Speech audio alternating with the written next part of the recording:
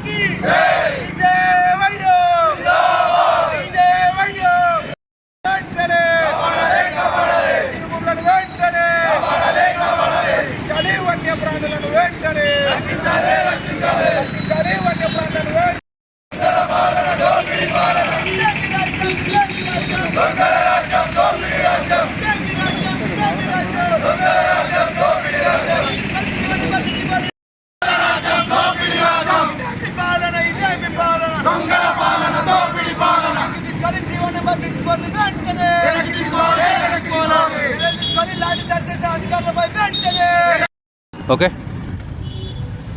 ఈరోజు గత 5 రోజులు కూడా హెచ్సియుకి సంబంధించినటువంటి భూములు ఏవైతే 400 ఎకరాల భూమి ఆ ఎడ్యుకేషన్ ఇన్స్టిట్యూట్కి సంబంధించినటువంటి భూమి ఏదైతే ఉందో దానిపైన ఈ యొక్క ప్రభుత్వం కన్నుబడి అది ప్రభుత్వ భూమి ఖచ్చితంగా మేము తీసుకొని వేలం వేస్తాం కాబట్టి మీకు హెచ్సియుకి ఏం సంబంధం లేదని చెప్పి వాళ్ళు వాదిస్తున్న సందర్భంలో హెచ్సియుకి సంబంధించిన విద్యార్థులు హెచ్సియుకి సంబంధించిన మేనేజ్మెంట్ అంతా కూడా అది ఈ యొక్క ఎడ్యుకేషన్ ఇన్స్టిట్యూట్కి సంబంధించినటువంటి భూమి రాబోయే రోజులలో విద్యార్థుల భవిష్యత్తుకు ఆ భూమి అవసరం కాబట్టి ఖచ్చితంగా అది హెచ్సియుకి ఉండాల్సిందే అని చెప్పి వాళ్ళ వాదనలో భారతీయ జనతా పార్టీ వాళ్ళతో పాటు ఏకీభవించి రాష్ట్ర ప్రభుత్వం ఏవైతే హెచ్సియు భూముల్ని వేలం వేయడానికి తీసుకునే ప్రయత్నం చేస్తుందో దాన్ని ఖచ్చితంగా భారతీయ జనతా పార్టీ భారతీయ యువమోర్చా ఆధ్వర్యంలో దాన్ని అడ్డుకుంటాం, విద్యార్థులకు పూర్తిగా అండగా నిలుస్తామని చెప్పి ఈరోజు రాష్ట్ర వ్యాప్తంగా ఈ యొక్క నిరసన కార్యక్రమాలు తెలియజేయడం జరుగుతుంది. 2400 ఎకరాలు ఉన్నటువంటి ఆ భూమిని గత ప్రభుత్వం కూడా హైదరాబాద్ చుట్టుముట్టున్నటువంటి విలువైన భూములందరినీ కూడా వేలం వేసి ప్రభుత్వానికి రాబోయే రోజులలో రాష్ట్ర అభివృద్ధికి భూములు ఉండగా పూర్తిగా వేలం వేసి అదేవిధంగా గత ప్రభుత్వంలో ఉన్నటువంటి అందరూ కూడా వారు ఎమ్మెల్యే మినిస్టర్లు అందరూ కూడా భూ ఆక్రమణ చేయడం జరిగింది.